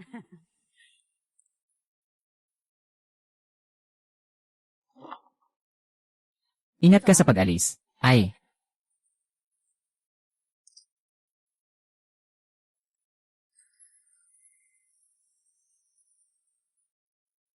Ay, nandito na naman si Tita Sun. Siguradong muli na namang ipagmamalaki ang kanyang ibon. Yui, huwag mo siyang pansinin. Para hindi ka na naman niya pag-usapan. Mahal na Xiaoyu. Tingnan mo na. Mas mabuti na ang aking mga ibon. Kahapon, pinakain ko siya ng iyong halamang gamot, hindi na siya nagsuka kagabi. Ngayon umaga, mas masigla na siya. Mas mabuti na, mas mabuti na. Salamat, salamat. Walang problema, maliit na bagay lang yon.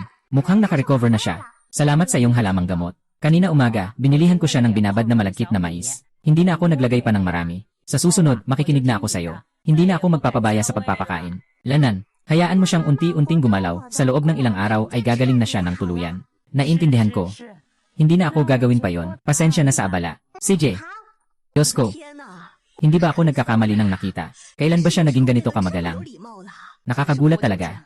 Matagal na. Maliban sa kanyang pinakamamahal na kapatid, ganoon lang siya kamagalang. Nakita mo ba siyang maging ganito kamagalang sa iba? Yue, binigyan mo ba siya ng anting-anting? Wala namang anuman. Tinutulungan ko lang ang loro ng pamilya niya, na may kaunting problema sa pagtunaw. Siguro sa tingin niya nakatulong ako. Hindi ito basta-bastang problema. Tingin niya, ang loro nila ay mas mahalaga kaysa sa kahit ano. Yue, kailan ka pa nagkaroon ng ganyang kakayahan na magpagamot ng ibon? Ay, mas marami akong kaalaman tungkol sa mga hayop. Yun na, Yue. Sa susunod, kung sino mang pusa o aso sa ating bakuran, kung sakaling hindi sila maganda ang pakiramdam, kailangan kitang tulungan na tingnan ng mabuti. Walang problema, basta't kaya kong tumulong, sabihin mo lang. Ayos lang, Colonel Zhu, nandito ka para kay Miss Xiaoyu. May kailangan akong pag-usapan sa kanya. Xiaoyu, gusto ka ng matandang komite ng hukbo na makausap. Sama-sama na tayo. Sige, tara na.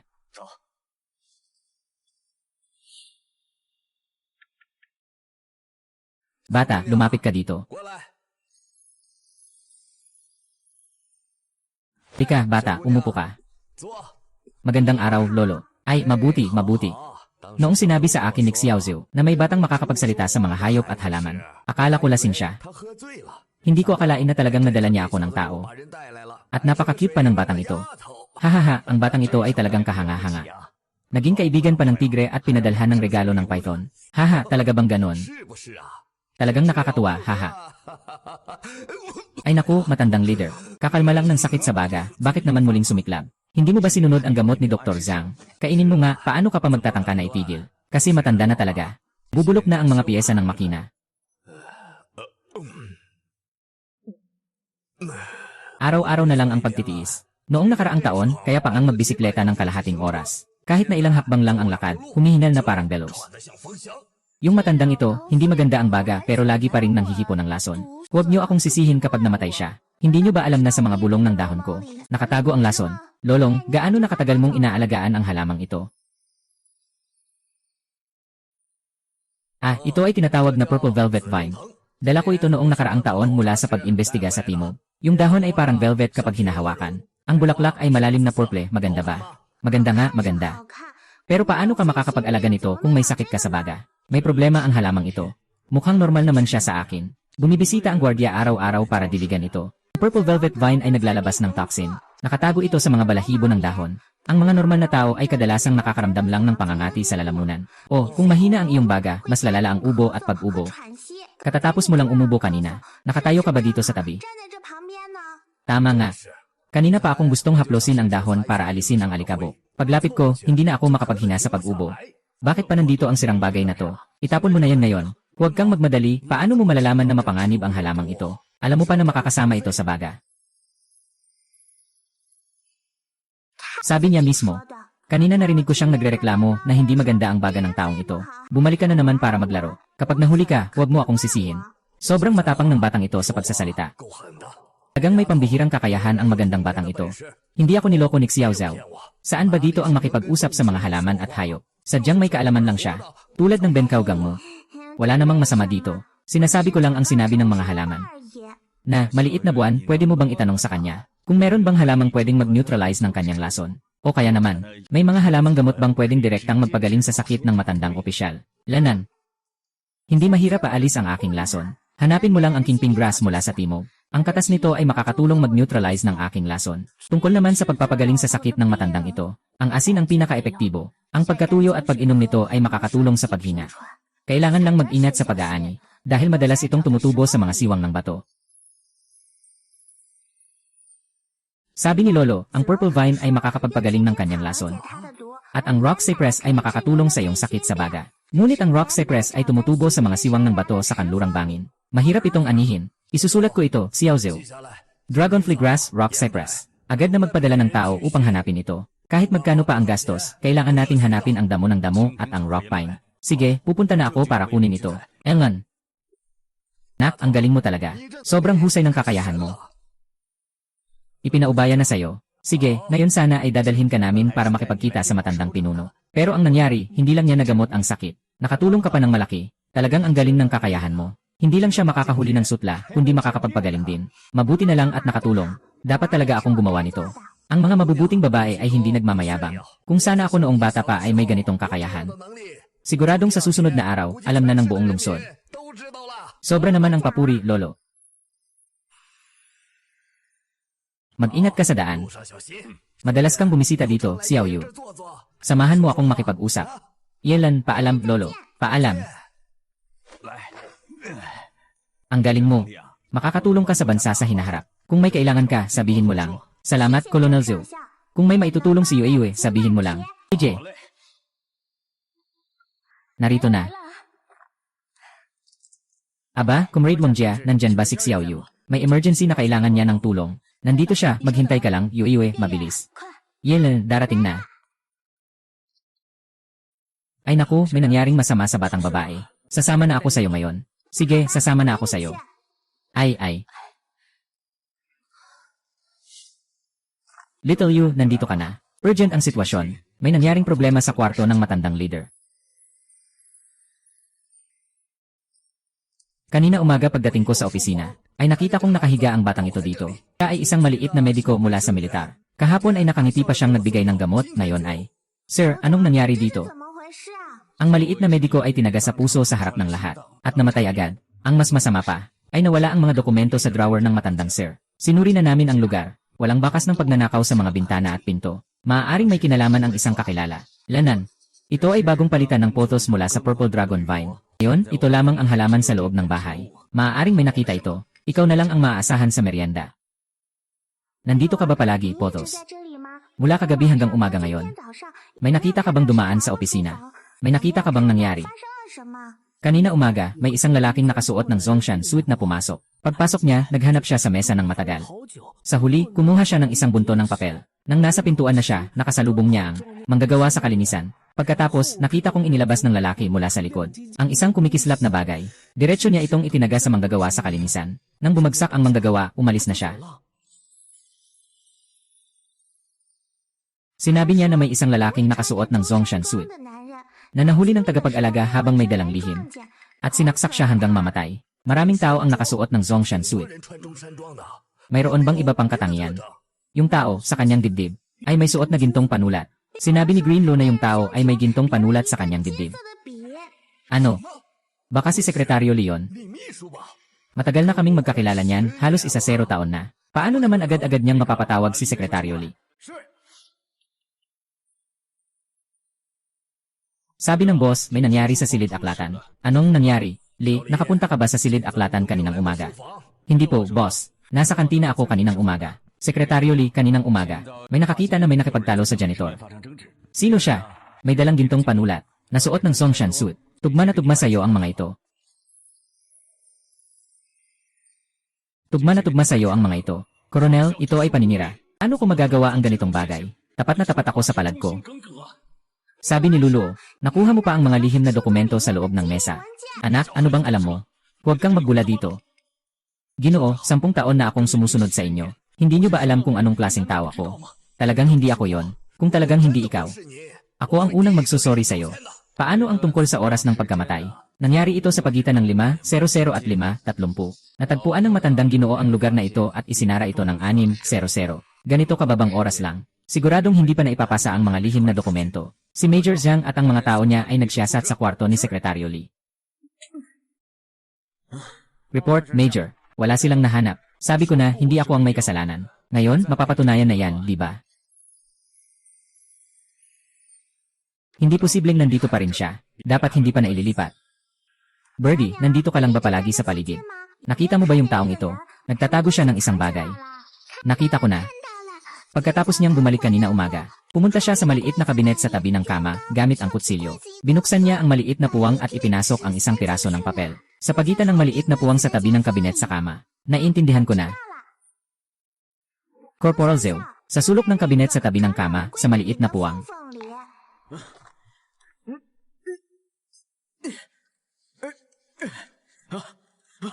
Nakita na. Ito ay lihim na dokumento. Lee, may gusto ka bang sabihin? Boss, patawad po sa inyo. Kinuha ng mga banyagang puwersa ang aking anak na babae. Sabi nila, kung hindi makuha ang lihim na dokumento, papatayin siya. Nabulag ako sa takot kaya pumayag ako sa kanilang hinihingi. Nabulag ka, alam mo ba na ang mga dokumentong ito ay may kinalaman sa buhay ng maraming mandirigma. Para sa sariling kapakanan, sinaktan ang mga kasama at nagtaksil sa bansa. Kahit na may dahilan, hindi ito maaring ipatawad. Kahapon ng gabi, pumunta ako para magnakaw ng dokumento. Nahuli ako ng isang nurse na nagdadala ng gamot. Gusto niyang tumawag ng tao. Sa takot ko, ginawa ko ang... Nandyan ang mga saksi at ebidensya. Ano pa ang maari mong ipagtanggol?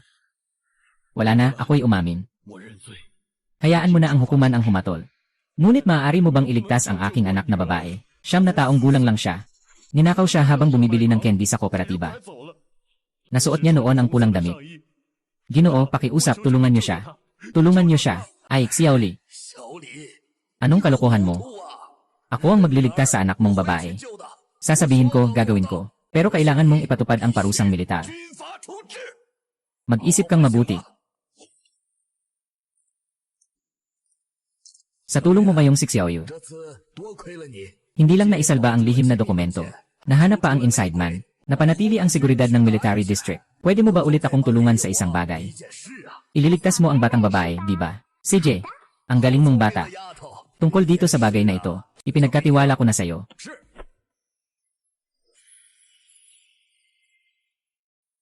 Tanungin mo siya. Maari bang magtanong si Dahuang? Ngayon, nakakita ka ba ng isang batang babae na 4 na taong gulang? Nag-isa siyang bumili ng candy. May 2 siyang pigtail. Nakapulang pang itaas. Alam mo ba kung saan pumunta ang batang iyon pagkatapos bumili ng candy? Saan siya nagpunta? Dinala siya sa sasakyan ng isang lalaking nakasuot ng itim. Yung sasakyan ang sinasakyan nila. Saan sila pupunta? Isang birding truck. Pero mukhang hindi sila lumayo. Maaari ko pang naamoy ang amoy nito. Sinabi ng kolonel na ang batang babae ay dinala ng isang lalaking nakasuot ng itim sa isang berdeng maliit na truck. May takip na asul na tela sa likod ng truck. Sinabi rin niya na dapat nandito lang malapit dahil naamoy pa rin ang amoy ng batang babae. 2 silang pupunta sa kanluran para mag-check. Tamang suriin ang berdeng truck. Ang iba naman ay tingnan ang mga tindahan at bahay sa paligid. Sama-sama tayong tingnan. CJ.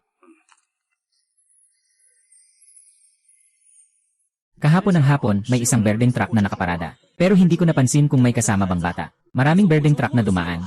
Lahat ng nagdadala ng karbon at nagdadala ng gulay ay ganito ang kulay. Yung sapatos ni Xiaoyu, sa bata ba yon? Sabi ng kanyang malaking yellow, nasa paligid lang siya.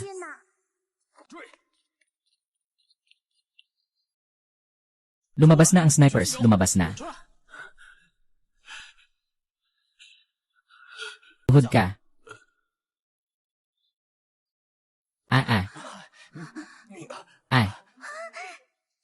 Naaresto na. Isa sa mga tao ng iligal na grupo. Isang grupo ng mga smuggler na nakatambay sa hangganan ng probinsya. Umaasa sila sa pagbebenta ng mga lihim at trafficking ng tao. Nasaan ang anak na babae ni Sekretaryo Zhang? Ngayon, siya rin ang ginawang pawn para sa kanilang pananakot.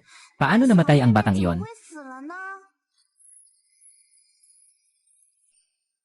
Ay, hindi nasunod ang tamang dosis ng pampatulog. Namatay sa gamot. Nagpadala na ako ng Major Zhang para salakayin sila. Huwag mag-alala, wala ni isa ang makakatakas. Ano naman ang nangyari sa ibang mga batang na traffic? Sabay nating naligtas ang grupong ito na nagtatago ng matagal. Kung hindi mo sana nadakip si Sekretaryo Lee, hindi namin matutukoy ang kanilang pinanggalingan. Sa pagkakataong ito, malaking utang na loob mo. Balikan ka pa ng matandang pinuno ng 3 gantimpala. 3 gantimpala. Pero may isang bagay na kailangang ipaliwanag ko sa iyo ng maayos. Pagpasok mo sa rehiyon ng militar, hindi lang tungkol sa halamang gamot ang kinakaharap mo. May kinalaman din ito sa pag-aalaga ng hayop. Dahil sa haharapin mo.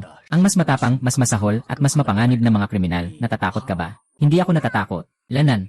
Naiintindihan ko ang usapan ng mga hayop at halaman. Matutulungan nila ako, at yung batang babae na yon hindi nakaligtas. Pero magagawa kong iligtas ang mas maraming tao. Kuya Zhou, gusto kong manatili at makasama kayo.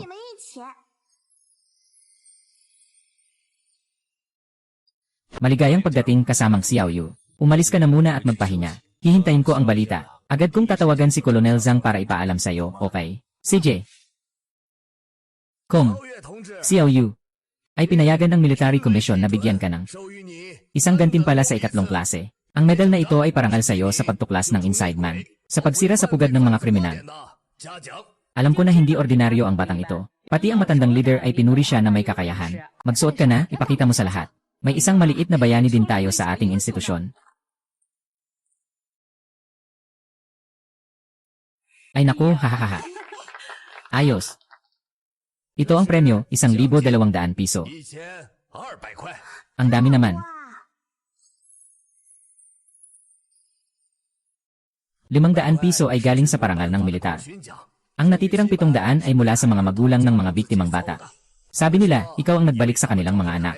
Kailangan talagang tanggapin ang munting pasalubong na ito. Pero isa lang akong hangal na bata. Ito ang nararapat sa'yo. Naiintindihan ko ang nararamdaman ng mga magulang ng mga batang nawala. Kung hindi dahil sa'yo, hindi na nila makikita ang kanilang anak sa natitirang bahagi ng kanilang buhay. Sige, tatanggapin ko na ito. Ayos lang. Hahaha.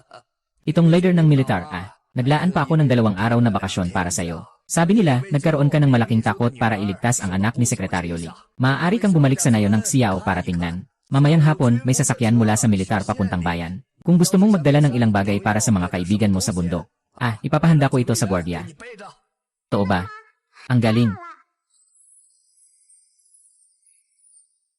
Maganda ang panahon na yon, ha? Ay naku. Si Xiaoye. Bumalik na si Yuyu. Yuyu. Sa wakas, nakabalik ka na. May magandang balita akong sasabihin sa'yo. Ngayon, ang mga halamang gamot sa ating baryo ay mabenta talaga. Bumibisita ang kooperatiba sa bayan tuwing Miyerkules para kumuha ng mga halamang gamot. At walang bawas. Tama nga. Mayroon kaming 10,000 ektarya ng dandelyon. Nabenta ito ng kabuang 35 yuan. Mas mahal pa ito kaysa sa 3 taon kong pagtatanim ng kamote. Sobrang ganda nito. Pero ang daan.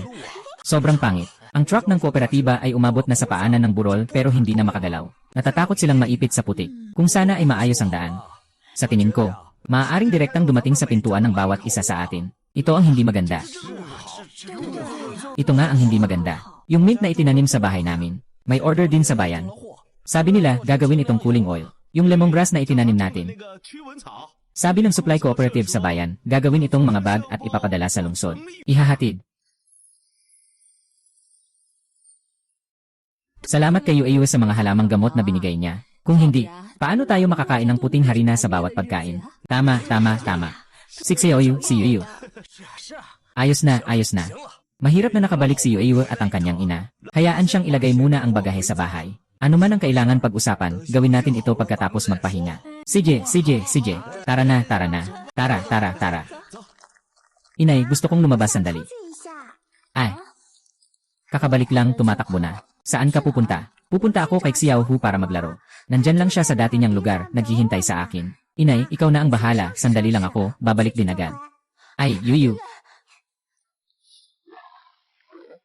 Bata, ang laki mo na. Yuyu, matagal na kitang hinihintay. Kumain ka na, espesyal na binili ko ito sa bayan. Mas masarap pa ito kaysa sa mga ligaw na kuneho. Hindi kami katulad ng mga tao. Mula nang magsimula ang tagsibol, panahon na ito ng paglaki. Kaya mabilis kaming lumalaki. Mas mataba ang karne na ito kaysa sa bundok. Kamakailan lang, palaging gustong pumunta ni Xiao sa dulo ng nayon para hintayin ka. Nahawakan ko na kayo. Kumusta ang buhay mo sa military base? Narinig ko sa mga ibon na tinulungan mo silang mahuli ang masamang tao. Lenwei, sabi ko sa inyo yan.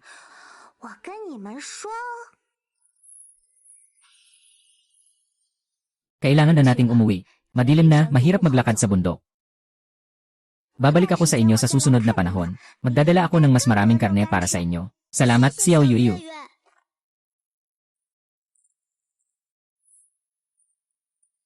Nanay, may sasabihin ako sa'yo. Anong bagay sabihin mo? Yung bonus na ibinigay sa akin ng lumang komite. Gusto kong kunin ang 500 pesos para ayusin ang daan sa baryo. Inayos ang daan kasi hindi makapasok ang sasakyan ng kooperatiba, di ba? Sabi ng punong baryo, hindi maganda ang daan. Ayusin natin ang daan para makapasok ng direkta ang sasakyan ng kooperatiba. At mas madali rin para sa kanila na magbenta ng mga halamang gamot. Lanan. Yung 500 pesos na to ay galing sa sarili mong kita, gantimpala sa iyong pagsisikap. Gamitin mo kung paano mo gustong gastusin. Talaga, syempre, totoo yan. Hindi ko inakalang ang anak kong babae ay 6 na taong gulang pa lang. May ganitong klase ng pag-isip. Masaya ako para sa'yo, anak. Pero malaking bagay ang pagpapagawa ng daan. Kailangan nating ipaliwanag sa punong barangay kung para saan ito. Pag alis natin bukas, bigay mo itong 500 piso kay Kapitan. Hayaan mong si Kapitan ang magdala sa lahat. Sige, yung natitirang pera bilhin natin ng ngaisi. Nakikita ko na may giyo ang mga asawa ng sundalo sa iba. Dapat din tayo meron. CJ, bukas pagpasok natin sa bayan, bili na tayo, ayos ba? Kain na tayo ng maaga. Uwi na ba kayo? Dito sa bahay ni Lolo Kapitan, may 500 piso na. Dalhin mo ito para sa pagpapaayos ng daan sa nayon. Kung kulang pa, hintayin mong bumalik ako next time at dagdagan. Dalhin mo na. Yue, para kang naglalagay ng gintong daan sa nayon. Diba? Sa susunod, makakapasok na ang mga sasakyan ng kooperatiba. Hindi na tayo mag-aalala kung anong ibebenta. Kahit nakulang pa ang pondo para sa pagpapaayos ng daan. Hindi na namin pwedeng hayaang lumabas ka pa. Bawat bahay may pambili ng gamot na herbal. Yung pambili ng pang-ayos ng daan, nabuo na. Ipinalit namin ang pera. Kailangan na naming umalis. Lolo, Kapitan. Mag-ingat sa daan. Sabihin mo ng maaga sa susunod na balik. Tutulungan ko kayong ayusin ang bahay ng maaga.